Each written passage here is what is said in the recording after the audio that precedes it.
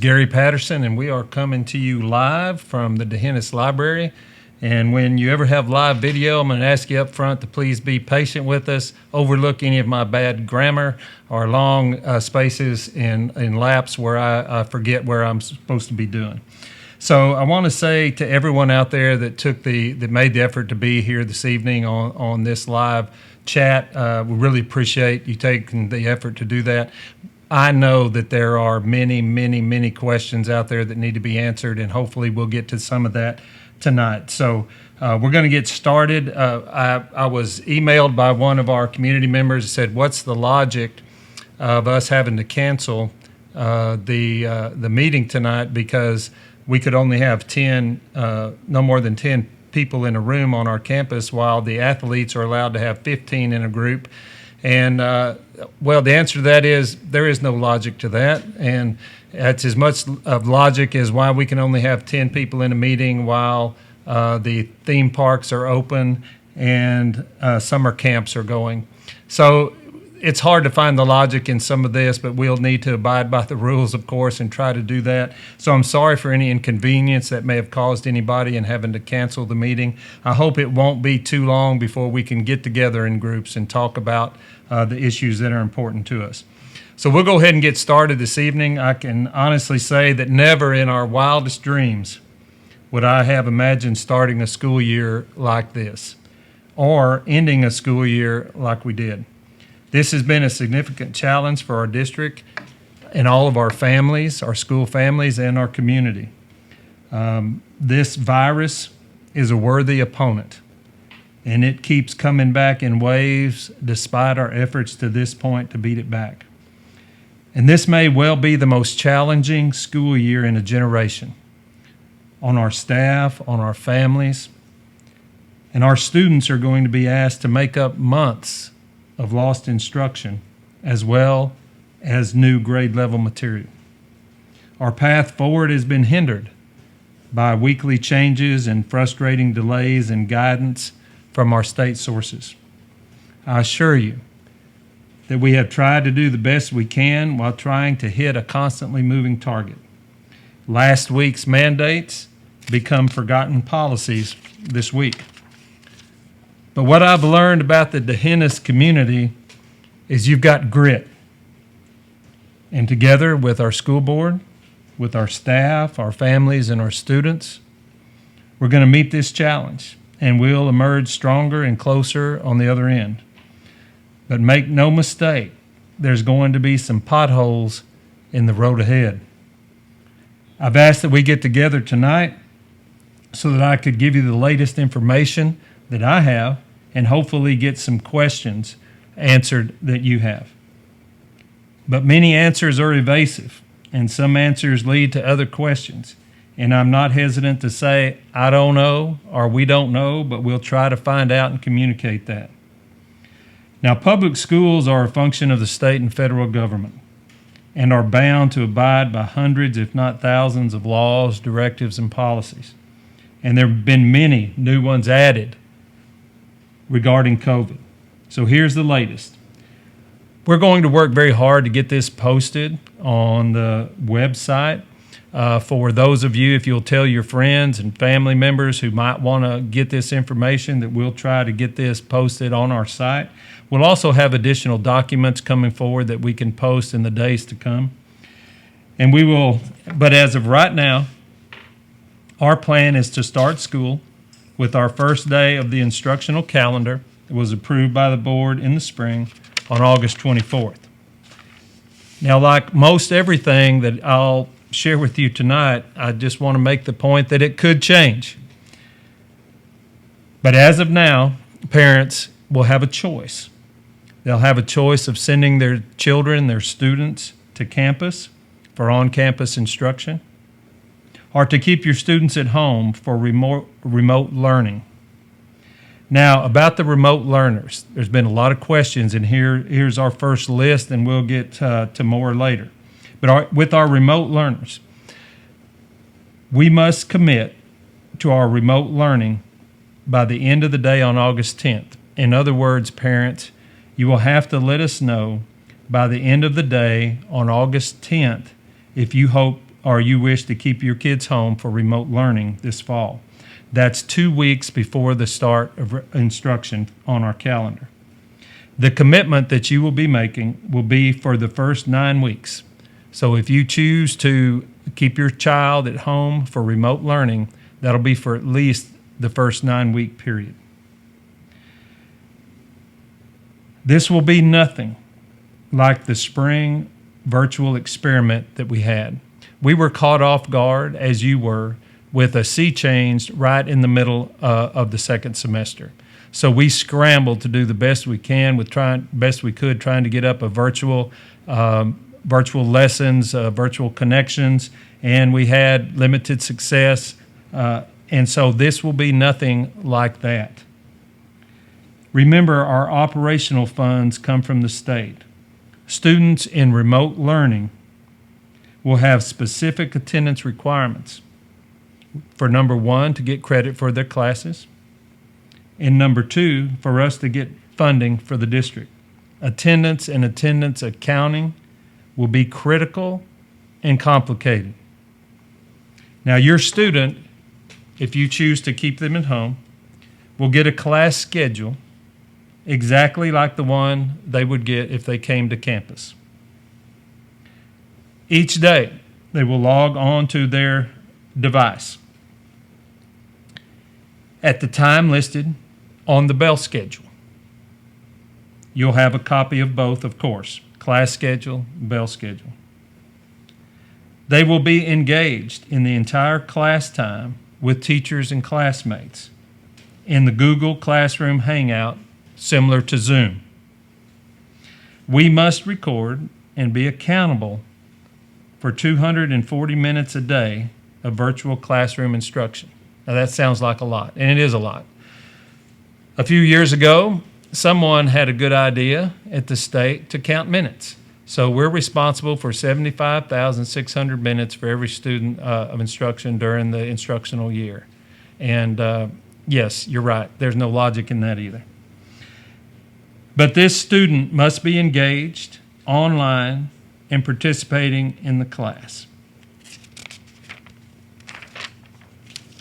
This will be no free pass for our students' parents, I promise. There's very little free time. It's like they're going to school on a school schedule, but they're at home. It may be more difficult than anything that they would have if they were attending on campus. Our students must be in dress code. The same grading policies will be in place for our on-campus students and our remote learners. Assignments will be due at the same time for our remote learners as our on-campus students. If students are tardy or miss a class, they'll be required to make up those minutes as they are very critical to our accountability system. Remote learners will still be accountable for the 90% rule, which means on our calendar there are 180 days of instruction for students. Students have to be in attendance 90% of the calendar instructional days to get credit for their classes. So the 90% attendance rule will still be in place for that. Now, if you experiment with this for the first 9 weeks, at that time, if you would like your students to come to the on-campus learning environment, then you will be able to return to campus at that time. Remote learners, we will ask to attend 1/2 day of orientation here on campus. Now that'll be sometime during the first week of instruction between the 24th and the 28th of August. Now we will have a staggered start to our school. We will come back in small groups for orientation into the new learning environment, and we will have 1/2 day just for remote learners, so they will be the only one on campus that day. There's been many questions about UIL, athletics, band, volleyball. Are we going to have sports and extracurricular activities in the fall? I was very hopeful that I would have some news for you today. We were hopeful that the UIL would release their guidelines for the fall today, but they did not. We will communicate those best we can as soon as we can. Now, the summer workouts that some of your students are participating in, whether that be with athletics or with the band or with cheer camp or cheer practices. That will all be determined when we get the UIL updates or as the COVID virus continues to surge. If it does, then we quite possibly will have to discontinue those practices as well for the rest of the summer. Through all the uncertainty, there are a few things I am fairly confident about. First is this all may change with new government directives if the virus continues to surge. 2, as a school family, we will have student or students, staff or staff members, or extended family that will test positive for the COVID virus. We already have. And 3, there will be glitches with devices, functionality, connectivity, bandwidth, and patience. Please be patient and understanding as we take on this challenge. This is 100% a new frontier for us. I know many of you have been affected by the economic strain with jobs, businesses, caring for families and children. I wish you the very best, as do all of us here at the school, and am very sorry for any hardship you might be facing because of this problem. But we must face the circumstances we have been presented with and do the best we can, learn from our mistakes, and then get our children ready for the next steps ahead of them. I know you have many questions. We've had more than 100 questions submitted already. Would like to remind you, if you're listening, if you have a question about anything I've said so far, you can email us at gpatterson@dehennisisd.net or ssexton@dehennisisd.net during the next half hour or so, and we will try to get your question answered. But please remember that the requirements on masks, attendance, minutes, grading policies, restrictions, grading periods, all of these are state requirements or CDC guidelines. Some things we have some local choice about, but not very much right now. We have some, but not much. And I worry about our teachers, and I want you to keep them in your thoughts as they keep our families in their thoughts. They will come through, no doubt. But this is as one of our kids might say, a ginormous challenge, teaching in a new model like we will be moving forward with. At this time, I want to take some of your questions and answer them. And then I will want to conclude our session in a little while about what a remote day might look like. I have a couple of sample schedules that I will share with you. And then as we have more time to work with principals and teachers, as our schedule becomes a little more crystallized, maybe we can post some time allotments on what a day might look like on our site. So let me get to some questions that have been submitted by our parents and community. And I'll take these in no particular order, and some will just have to be, I'm afraid I don't know at this point, which might be quite a few of them. So here's one. How long will students be expected to be logged into each class?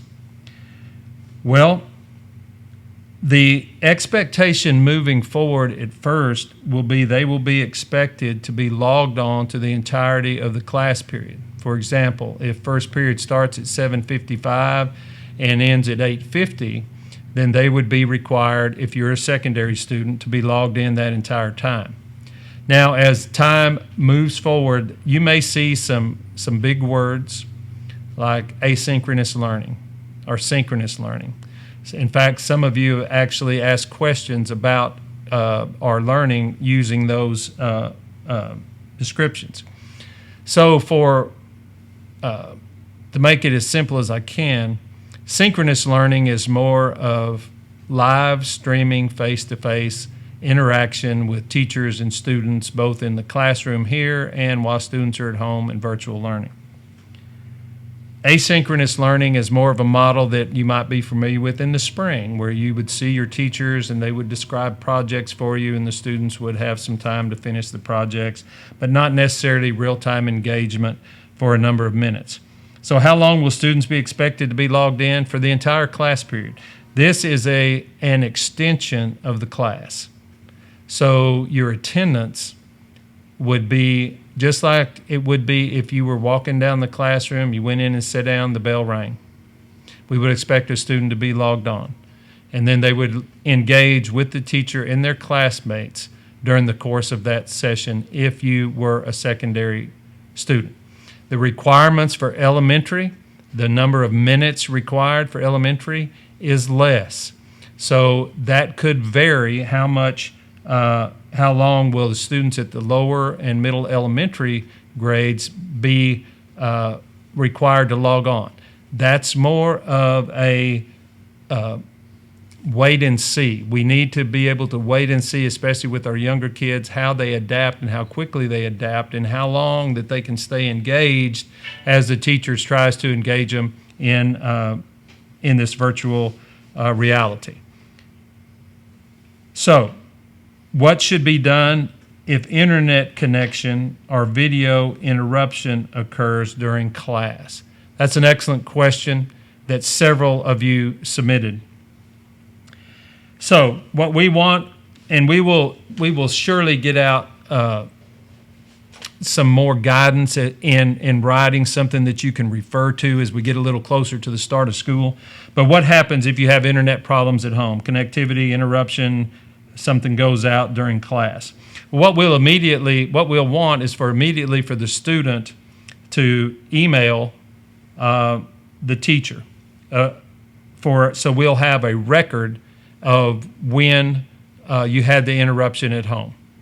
And so if it goes out, of course, you won't be engaged in the class at that point, right? So we would want you to email, and that'll give us a record of the time, the date, and the student that had the issue. So when you get back online, so to speak, you would join the class wherever it was. And what we hope to do eventually to make these gaps where students can pick up the lost minutes they've had or the instruction that they missed is have some guidance on the lessons that students can go to within the Google environment to see what they may have missed. But what should be done? We need a record, so we're going to ask the email. Again, we'll follow this up with some written guidance as we get a little closer. But that way we'll have a record. Again, we'll have a record of that student, your student, had an interruption and missed some of the class. If students experience internet issues, here's another question, and log in and out multiple times during the same class, will they be counted as present or absent? Is there a threshold for the number of times this happened and so forth? If the student logs on and the teacher connects with them in the Google Hangout environment, in the virtual classroom, at the start or any time during that class, they're going to be counted present. So if you're present or you can't log on and you email in and we have a record of that, you're going to be counted present. If you're not going to be counted absent for a legitimate issue on your device or the internet or weather problems or whatever might occur. We're going to do everything we can to limit that, but don't concern yourself with being absent if you're trying to log on and you're actually present and your internet goes out. And we'll have some more guidance on that, again, in written form for you to refer to. Here's another question. How will relevant assignment information be shared? Is it possible that we will miss important assignment information if we experience an internet interruption? The answer to that is yes. I mean, it is possible and probable that if you have an internet interruption during class, you're going to miss important information. So again, we're currently working on a process with our teachers where they will have a reference point of some kind that later, after you're back online, that you can refer to of what you missed in class. Another question. Will they be able to see, they being students, able to see individual video feeds of their remote and in-class peers while logged into class? That's a yes and a no at the same time. Sometimes you will, sometimes you won't. The teacher may need the camera turned in a certain direction for an experiment, or he or she may be at the board wanting you to see that, and you might not be able to see your class at that time. But yes, you will be able to see what the camera sees in the class. You'll be able to see your teacher most all the time because they will be instructing, and you will be able to see your friends and classmates. Now, with that said, I mentioned earlier that we wanted the students to be in dress code, and also we will expect the students to abide by the code of conduct. You know, we don't need to be holding up signs at home while the teacher's back is turned and that sort of thing. So we don't want anything that's going to disrupt from the difficult job that our teachers do. And so we'll expect, and I know our students will comply with being on their best conduct and being in dress code at the same time. But yes, you will be able to see, as well as the teacher seeing you, you will be able to see what's on the camera back in the classroom.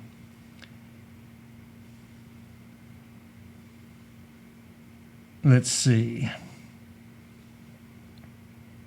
If in-class students move into stations for group work or specials at the elementary school, will the students be expected to remain online while the teacher guides these centers or stations? Yes, they will be expected to stay online. Now, we believe, and I think most of the educational community believes, that there's not a great substitute for the teacher-student in-face interaction for instruction. The issue that we have with students staying home as you consider remote learning is that of safety. And so, yes, the remote learning is not going to allow your student to do every single thing that they would be able to do if they were in the classroom, such as go into centers or go into stations. But yes, they will be asked to remain connected and pick up what they can.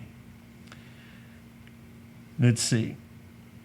Will the specifics, here's a question, will the specifics of the remote model change if the whole school closes due to a COVID outbreak and the entire school system has to go to remote learning? Will the process change? No, we should be able to just pick up the exact same process with more students at home. So the process will not change, and we hope to have a seamless, because that there's a real likelihood, if we're just being honest with each other, there's a real likelihood that someone, as I mentioned earlier, staff or students, will contact the virus, or at least may have symptoms or have a close family member, something that comes down with the virus. So there's a real likelihood that we will have to close campus from anywhere from 2 to 14 days, depending on the circumstances. So there is a real possibility, again, that we will have to do that. And hopefully this will be a seamless transition and the teachers can just do what they've been doing while they're teaching your students at home. Here's a very popular question. What is expected at the secondary level and the elementary level for hands-on electives like music, band, PE, ag shop, CTE classes, etc.? And that's a very good question that I don't have all the answers for right now. There is flexibility from the Texas Education Agency to maybe provide some days periodically for students at home to come up and show mastery in some of these skills that we're teaching in some of those classes. Now, the music classes, one question that's right under this question is, will my student be able to virtually attend band class? And we expect that to be a yes. What's determined upon that is if we can socially distance enough in our band hall to have the computer station in there and Mr. Castro teach band in that environment. And we're optimistic that that might be the case. It's a very large room that allows our students to socially distance. We believe we can make that happen. And if that happens, then yes, your student could virtually attend the class, the band class, and the music class. Shop has some skills. Ag classes has some skills that cannot be taught at home. And welding, for example, or some of our construction trades. And so we need to do some further work to see how we can adapt that learning in some of those classes to provide the instruction at home. So I don't have a great answer for all of that at this point. Here's another question about classes. If classes and assignments are missed due to technical issues, either from the school side or the home side, will there be any accommodations for how those impact GPA? I've had several questions about GPA and remote learning. If you have students at home in a remote learning environment during this time, their GPA is not going to be adversely affected unless the work that's done affects the GPA. If it is not of the high quality, whether on campus or at home, yes, it's going to affect their GPA. But the answer is no, it will not impact their GPA because of any issue with connectivity. We will work with our families and our teachers and Ms. Sexton and our tech department to work these issues out where all that can be submitted. So I don't want you to worry about that.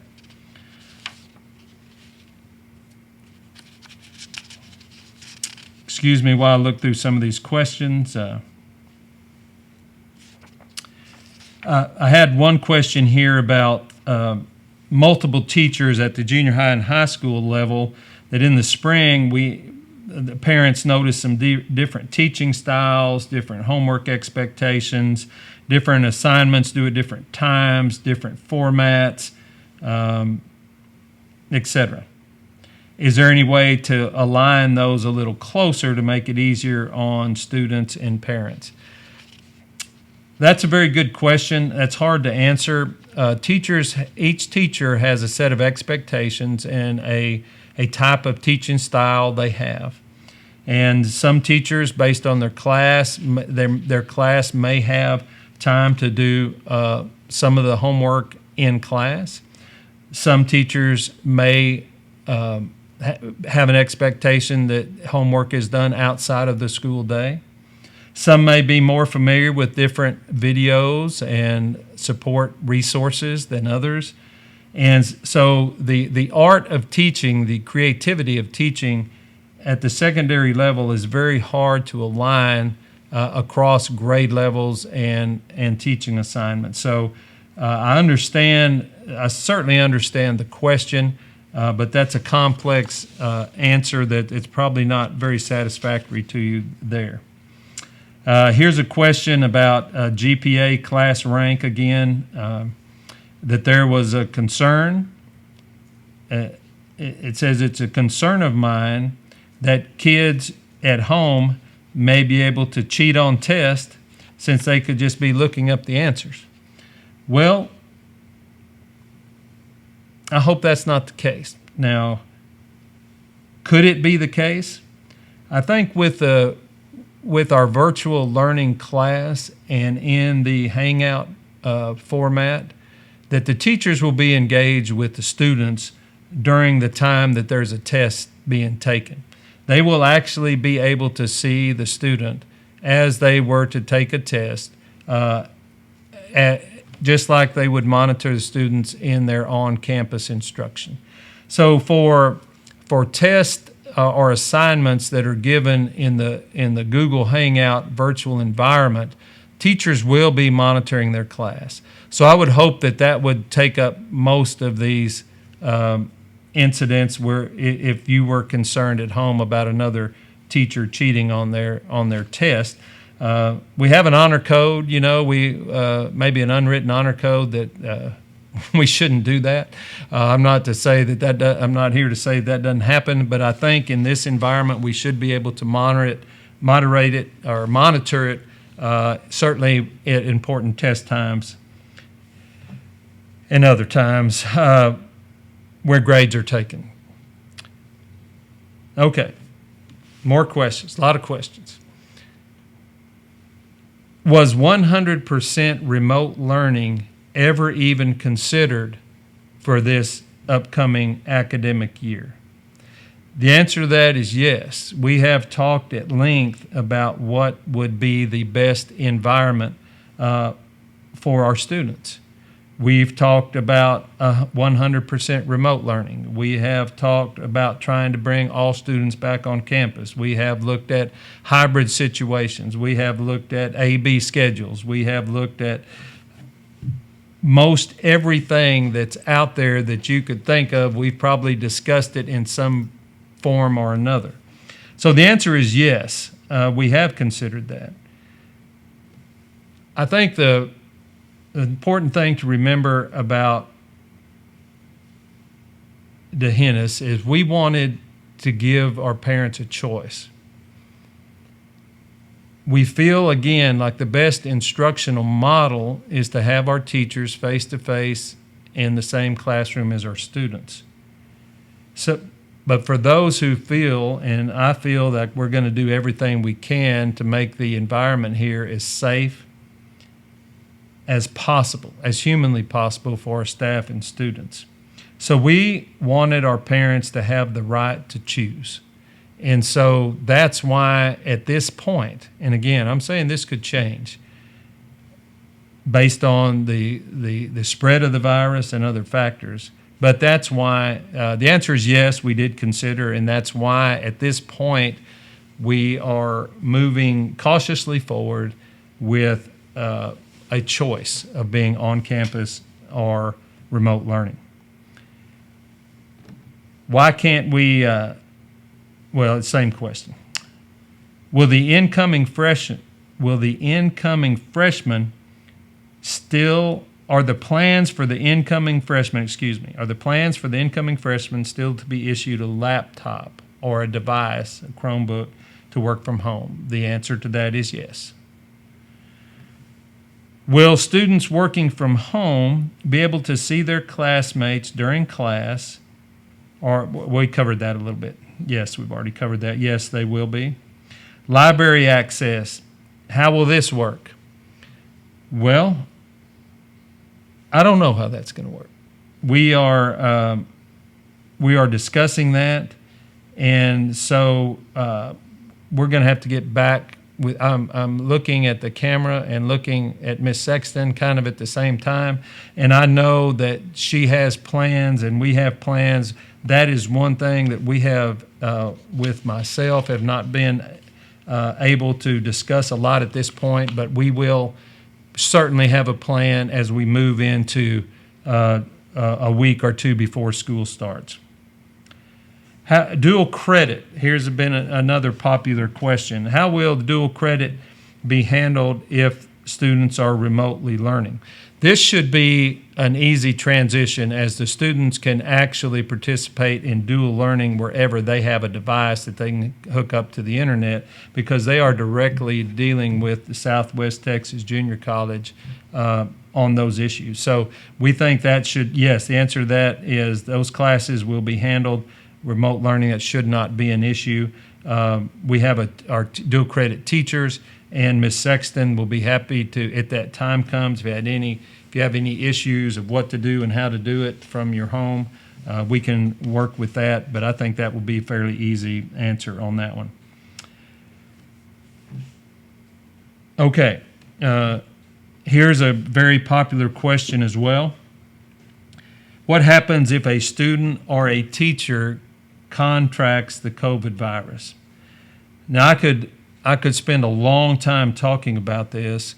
We have developed a protocol, and we'll be wanting to just tweak that a little bit and get it posted that will explain what the school district will do if we have a student or staff member contract the COVID virus. But there's many questions under this. Will the entire class be quarantined or for a number of days, or the whole school be quarantined for 14 days? What about siblings who aren't showing symptoms? What about who that person has interacted with in the past 48 hours? And will it be a partial shutdown, a complete shutdown, and on and on and on? There's a lot of questions regarding that. And again, we'll be posting a protocol rather than me spend a lot of time. The decisions that are made on the spot will be determined by the incident itself and where the student or staff member has been, how many people that. So can we close school for 1 or 2 days to clean and disinfect, and will we be okay?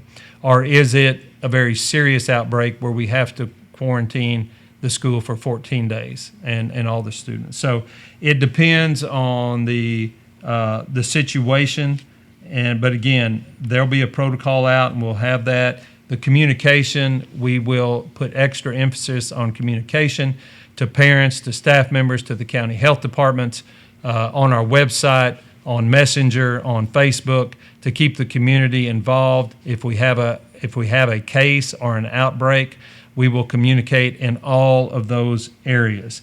And it will just depend on how long we're shut down. It's very possible or probable that no matter what the situation, if we have one or more, yes, we will go into a shutdown, and we will automatically roll over to remote learning for everybody. Here's a question: how will social distancing be enforced as students change classes or move from the elementary school to the cafeteria, from the cafeteria back? Very good question. This is one of those who we will ask very nicely that they do that, and hopefully they will. But knowing students, they're very social, and they like to be around their friends, and they like to be closer than 6 feet from their friends, especially as they change classes. We're going to have teachers and staff outside, and we're going to remind them we're going to have staggered time periods between bells, so to release fewer kids at the same time. We are going to have limits on how many students can be in the restroom at one time, and where students can be in the hallways while they're waiting for the restroom. All of those things will come into play. That's a difficult situation for us, as you might expect, but we could certainly use parents' help in reinforcing the importance of distancing at any time we're on campus. And of course, masks are going to be required by all of our students all of the time. And we will talk to our students about this during our orientation back to school. We will get that information out to parents in written form. But until the governor and our health authorities remove the restrictions on masks, then our staff and students will be required to do that as part of our safety procedures. How will we sanitize between classes, and who will be doing the sanitizing? And there's a couple of questions about this. Will every single classroom be sanitized every single class period through every single day? Do we have the manpower for this? Will water fountains be turned off and everyone have to bring their own water bottle? Will the playground be off limits? Will the computer lab be off limits? And on and on. So, no, we can't sanitize every single classroom, every single period of every single day. We do not have the manpower to do that. What we will be doing is experimenting with different things. Can we, for example, hand students disinfectant wipes to wipe down their area before and after they're finished? Can we sanitize with hand sanitizer as they enter and leave the room? Can we have our custodians come in during conference periods possibly to work on teachers' classrooms if it's vacant during the day? Can we stagger schedules to get more people into more areas that we need to sanitize daily? So yes, we'll be doing the best we can.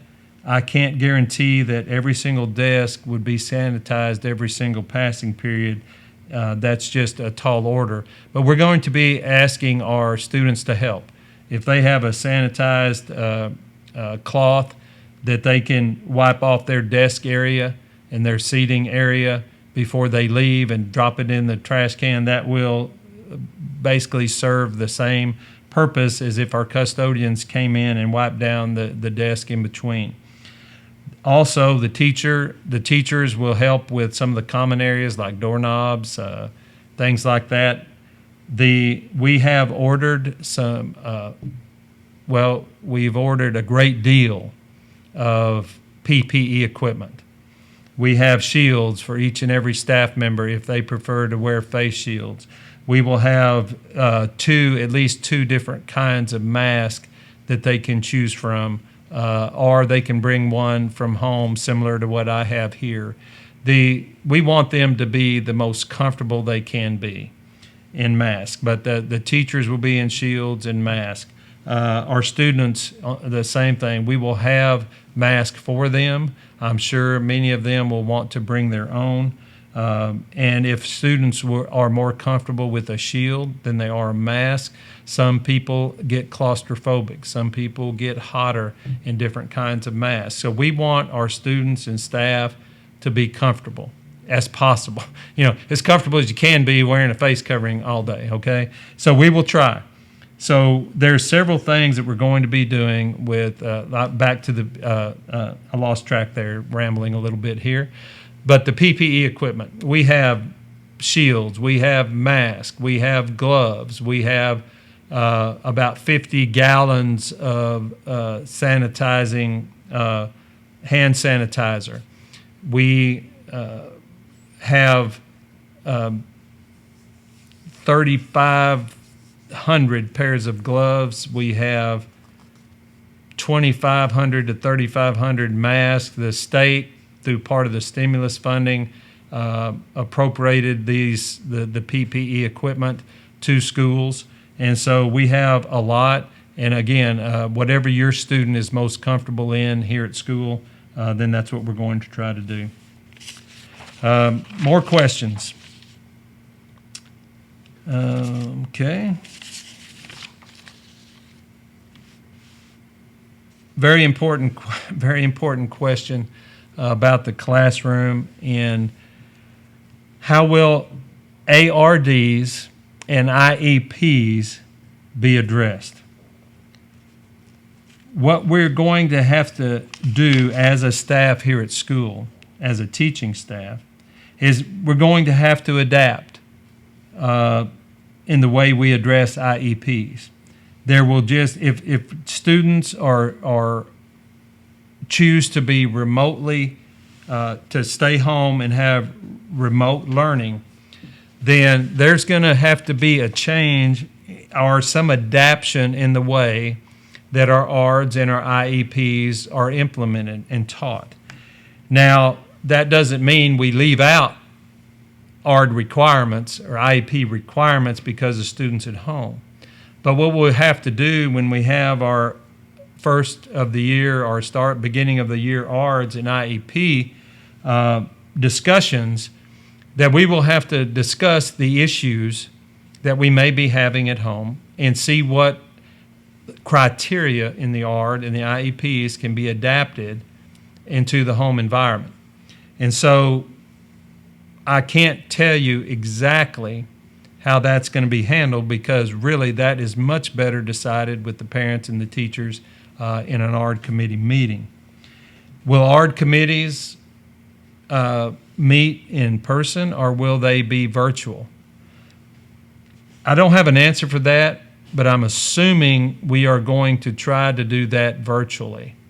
Now, there's more than just as you know, if you have a special needs student, that a lot of our services are contracted out with the special education cluster that we're involved with many other districts. So those personnel that come to us from the cluster to do work, it might be occupational therapy, physical therapy, it might be speech, it might be tutoring, it might be a variety of things outlined in the ARD, then we'll have to coordinate that process with our contracted services. And I am assuming that we will do a lot of that by remote or virtual ARDs. We will certainly be communicating that out, especially to all those who have ARD committee meetings coming up around the first of the year. So that'll be communicated to you. I just wanted to address that question best I could at this time. Will attending virtually affect participation in UIL events? This has been a very popular question of where we are with UIL academics, sports, tryouts, band, anything extracurricular. I addressed that a little bit earlier, but will attending virtually affect participation in UIL?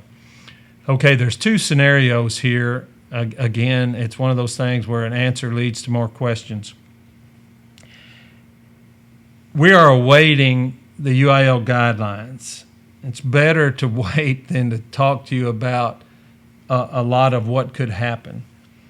But right now, our stance on UIL participation, like if volleyball and if band and if football were to be able to start on time, which I have grave doubts about, but if they were, then our stance right now is students would need to be in the on-campus learning environment to participate in UIL. Now, you may say, why is that? Why would you have that requirement?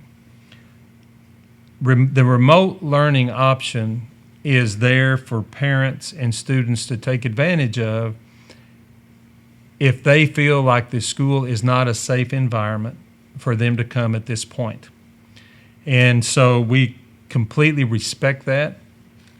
The issue becomes then if the school environment is a safety issue with you or your children where you would rather keep them home in a remote environment rather than send them to school because of safety reasons. Then the athletic environment, the band environment, the volleyball environment, football environment, is in most cases less safe than socially distanced classrooms where all parties are wearing masks. And so we will not have volleyball, football, band, etc. If we're not allowed to do that by the governor, Texas Education Agency, University Interscholastic League, and our local districts making those decisions. But until it is a safe environment through all those sources, then it is probably a less safe environment than being on campus. So again, if we feel like the students are very concerned about coming to campus, then that same concern would be there for athletics. So that's where we are right now. Now, the other scenario that could come into play is you may have noticed where the greater metropolitan areas where the substantial number of students in the state of Texas attend public school, in the greater areas of Houston and San Antonio and Austin and El Paso and Dallas and Fort Worth, that many of those major metropolitan areas have already made the decision not to practice or have any athletic contest till mid to late September at the earliest. And that's only if the virus starts a downward trend. So the majority of the students in the state of Texas aren't going to be doing anything regarding UIL athletic and extracurricular activities till mid to late September. They've already taken those steps without waiting for the UIL. And so if if that was the case and the state moves the competition and practice deadlines out to 9 weeks or so, then we will have another discussion on our remote learners and their eligibility for participation. So that's a lot to say about. There's a lot of questions that are still out there, but that's the best information I can give you right now regarding UIL participation. How long will all this virtual education last? Will it last 9 weeks? Will it last 4 weeks? Will it last 1 semester? Will it last all year? Will it last longer than a year? Yes to all those questions. The answer is I have no idea. It will depend on the virus, and really totally depend on the virus. I think the option, from everything that I hear from the Texas Education Agency, from the federal government, is that the remote learning opportunity will most likely be in effect this entire school year. That's my best guess. I can't see anything on the horizon out there. Even if we were to, what we all hope for is to get a vaccination to the virus, maybe at the end of the year or the beginning of 2021 in January. That's what we all hope, that they will have, someone said 500 million vaccines ready at that time. Even if that's true, and even if we could get our students vaccinated, which are two big ifs, then the process for seeing how effective the vaccination is and going through the protocols of side effects, what percentage of the vaccination actually helps with the symptoms of coronavirus and so forth, will take some time during that second semester.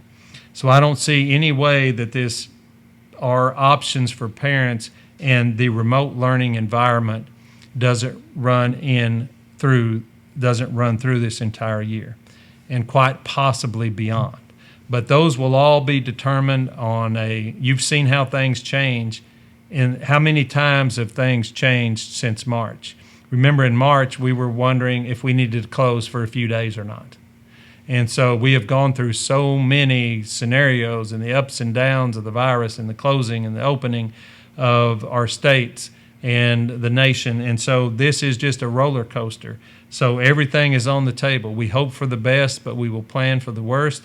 But I feel like the remote learning model will be here for a while. If my sixth grader attend school virtually, will they be able to join the band in the seventh grade? Of course they will. Yes, absolutely. How will ARDS be handled? There's another question of ARDS. I think I've already discussed that. Will every child require a computer or a device such as the Chromebook or a computer? The answer to that is yes, in grades 3 through 12. We will, if you are a remote learner, you will need to have a device, obviously, in grades 3 through 12. Now, Ms. Santos and the elementary teachers have been working on this, on their instructional model, really since April. And so what the pre-K through 2 model will be we will continue to refine and define that between now and when school starts.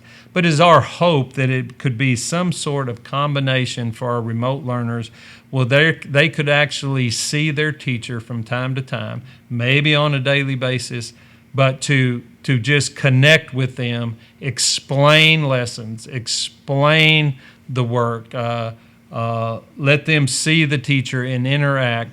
And so a combination of some face-to-face virtual learning, maybe recorded, maybe live, as well as something similar to the instructional packets that we rolled out in the spring. We'll learn from our mistakes. We'll try to make it easier and better on both teachers and family. But that model from pre-K to second will look different than our remote learning model pre-K through second will look different than our remote learning model 3 through 12. I hope that makes some sense. Here is a question. When the COVID vaccine comes out, will our children be required to receive it before returning to school? You know, that's a very interesting question I don't have an answer to. I'm assuming that will be left up to governmental requirements, federal, state guidelines, and to see, you know, it's difficult. I would not say, certainly as a school, I'm not the person to make that decision at all, but I think that decision will be made for us at the state or federal level when that vaccine comes out. Let's see. Do we have any questions come in? We do, okay. Do you have them? Are you ready? Yes, ma'am. Okay, I'm just going to start at the top. Okay. For special education, what if the student has to leave the classroom due to behavioral issues? In person, the student is allowed to leave with an aide.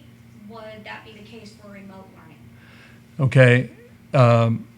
Are we able to hear the question from Ms. Sexton, or do I need to repeat it? I'll repeat it briefly, just in case you couldn't hear that. If a special needs student needs to be removed from the classroom with the for some time out or cooling down or whatever the case might be, in an on-campus situation, they are accompanied by an aide to an environment where they can refocus. The question is, will that same be provided in remote learning? The answer to that is no, unless there was some court order or something along those lines that would require an aide to be assigned to a student at home. That will not. If a student is at home in remote learning, the answer to that question is no, that an aide would not be assigned there if that student had a behavioral problem at home at this time. What if you have multiple children but only a single computer or laptop? Well, have a lot of incentives nearby so they won't fight over time on the computer. Every student, if you have one computer at home, if your child is in grades 3 through 12, they will be issued a school device. So in that example, if you have 3 children at home, they will have their own device which can connect and to the virtual Google Hangout classroom and interact on their own. So you do not have to worry about making extra cookies or something to entice your kids away from the computer. Not that they won't be all fighting over time to participate in these lessons. I know that they will be, but we should have a device for every child. Will we be required to pay the $75 registration fee for pre-K even if we're keeping our student at home? That's a question that Ms. Sexton is going to forward that email to me, and I will respond personally to you about that question. If the majority of students do not attend school, will you just close the school altogether? If the question is, if the majority of students decide to stay home, will we close the school? The answer to that is no. Even though the district could require remote learning only for every student, we could only do that for a 4-week period. At the end of that 4-week period, we are under a mandate to have the on-campus option available to parents. So the answer to that is no, even if 75% or more of our students stayed home, we would still have the on-campus option because we are required to by law. Okay. Before the August 10th deadline, will we know what the average day will look like if we send our student in person? For example, will they be able to eat in the cafeteria? Will they have PE, recess? It sounded like they would be tied to a particular desk and not allowed to socialize if you read the TEA guidelines. Okay. I'm going to be like a political candidate. Could you repeat the question, please? They're asking if they send the child to school. If they send them to school. Okay, on campus. Yeah, on campus, what would the typical day look like? Will they get to go to the cafeteria? Will they have PE? Will they have recess? Because the TEA guidelines makes it sound like they're going to be tied to their desk. All right, thank you for that question. Thank you for submitting. By the way, thank you to everyone who submitted questions, and thank you for those who, that makes me feel like there are at least 3 people listening to this podcast, so thank you very much for the 3 questions. Okay, on campus learners, yes, they will be able to go to the cafeteria. Yes, they will be able to talk to their classmates. Yes, they will have recess time. But there's a but. There's always going to be a but, I think, to these situations. We are under strict guidelines about how we distance, not only in the classroom setting, but also in the cafeteria, at recess, in the gym, or an elective setting, or whatever that situation might be. So, again, at the elementary level, Ms. Santos and her staff are already working on how to make all that work. We have looked at the cafeteria, measured the 6-foot distancing in to get the appropriate number of students in there. Of course, we can't get all of our elementary students in there at the same time. They have rotating lunches. We will explore all options. We will explore the number of kids, make sure we have the appropriate number of kids that can come to the classroom. If it's nice weather, we're going to have students under awnings, if appropriate. If it's bad weather, we'll have students eating in classrooms. But if we're fortunate enough to have good weather most of the time, yes, our lunches will be more social, but they will still be distanced, much like they would be in the classroom. So they'll be outside, they'll be able to talk to their classmates, but they will be distanced during lunch. They will be distanced during recess. There was a question earlier. I don't know if it was Ms. Sexton asking or it came in earlier. Will the playground be open? There are pretty strict guidelines about climbing on the playground equipment and how often we can disinfect that and clean after each group.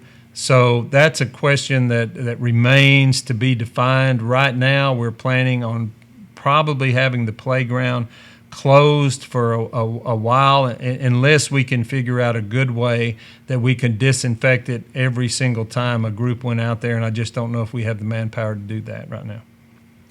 If we opt to go on campus and then realize it's not the best decision, do we have to stay with that initial option, or do they also have the 9 weeks? Okay. The question is if the student comes on campus for on-campus learning, are they tied to the same 9-week restriction, or could they leave to go to remote learning? The requirement now for the first 9 weeks here would be to stick with that initial decision for the grading period. And so we would be asking for that student to commit to on-campus instruction for the 9-week period. There's reasons for this. There's accountability, there's attendance, there's lunch counts, there's transportation. There's a lot of things that go into trying to get the year started and have an accurate account of the students we're going to have on campus. So the answer to that is we would expect the same 9-week commitment on campus as we would remote. If my child attends school at the junior high, will they need to carry all of their books to every class? Very good question. Thank you for that question. I should have covered that in my early summary. We are going, at junior high, we are actually going to close the lockers off for at least this first 9-week initial period, and then we will reassess. So students will be needing to carry their textbooks from class to class. We will experiment with our teachers to see if it's possible. Like, I know what some of you are thinking, because I thought the same thing, that if you've got a big science book and a big math book and 2 or 3 language arts novels and text and on, how are we expected to carry 5 or 6 big textbooks around to every class period? We're going to take a hard look to see what the possibilities are of having classroom sets of books.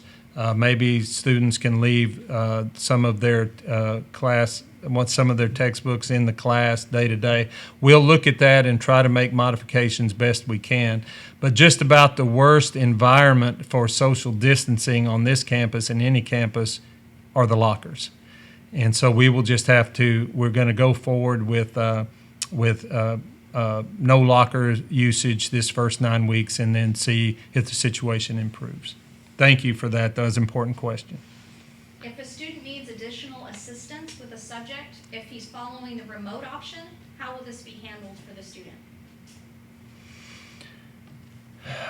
I don't know. I think that's a very valid question about additional assistance. It's one that we have thought about, one that we have talked about as late as today, and we are still discussing those options. So we will, I'm going to ask Ms. Sexton to forward that to me, so I can, as we get closer to making some decisions and figuring out some of those options for additional help, we can communicate that. Thank you, though, for that question. Will the remote learners still be able to pick up breakfast and lunch from the school? Thank you. I tell you, y'all are on these questions are awesome, because these are all topics that would need to be addressed either right now or somewhere before the start of school. The options that we had in the spring we were getting reimbursed from the emergency funds for the COVID. Because of COVID in the spring, we were getting reimbursed for emergency lunches and breakfast. In other words, we had enough money, we had enough food supplies and staff to offer breakfast and lunch for all students. Now, at the remote learners, if a remote learner is on a free and reduced lunch, then yes, you will still be able to come and pick up your lunch, and we will have that process laid out for you. So at a designated time, you will be able to come pick up breakfast and lunch for your student if they're on free or reduced lunch. If you're not on free and reduced lunch plan, we will not be reimbursed for those lunches. So if you're a remote learner or you are an on-campus learner, then you will not be provided a course-free and reduced lunch. So you would have to pay for your own lunch, whether you're at home or on campus. If we choose to homeschool our children on our own, do we need to withdraw them or just not complete the registration? Okay, I'm assuming that question has to do if we homeschool our children outside of the remote learning model offered by the district. Is that the way you understand that question? Okay. If we homeschool, would we need to withdraw our student? The easiest thing is to withdraw your student. And then if you choose to come back at some point to re-enroll. But we would appreciate it, and we need to account for that student best we can. In other words, if a student does not show up on the first day that was enrolled, we actually have to report that to the state so the state can check to see if that student actually enrolled in any other district across the country, actually, to see if they're entitled to federal or state dollars. So there's some work that has to be done if a student just doesn't show up after they've been enrolled. So we need for you to withdraw your student if you want to homeschool outside the remote learning environment. Okay, we're almost out of time. We are. We have just a couple more minutes before we have another meeting. If we have to close multiple times due to outbreaks, will the holidays be shortened or will will the school year need to be lengthened to meet the required minutes? Great question, man. Yeah, really, really good questions. The way that we are set up right now, if we have to have multiple closures, what we would do is, let's say, for example, we had an outbreak of 2 or 3 students and we had to close school for 14 days, or we had to close for 5 days, or whatever the amount of closure time should be. We would immediately, as a school district, flip over to the 100% remote learning model, where all students would log in to their remote classrooms and would learn virtually just like the remote learners would. And so by doing that, we still count attendance for all of our students, and we would not have to make up those additional days over the Christmas holiday, spring break, or summer. As long as we can have the remote learning model going for either the remote learners who are at home or the entire student body when we have to close down, then we will not have to make up those days. Okay, and then they want to confirm that remote students will need to be in full dress code daily? The question is confirmation on remote learners if they have to be in dress code. Yes, you do need to be in dress code, and it doesn't take a lot to be in dress code to be in front of the and be in front of your classmates and teachers. So the answer to that is yes. No shirts, no service, so to speak. We can't see your shoes all the time, so if you don't have shoes on, we might not. But yes, you boys, you're going to have to wear your shirts, your T-shirts, your school shirts, whatever it would that you would be, and the girls the same way. Your tops that you would normally, because what the camera is going to pick up is you sitting there, much like you're sitting here looking at me, if you are looking at me.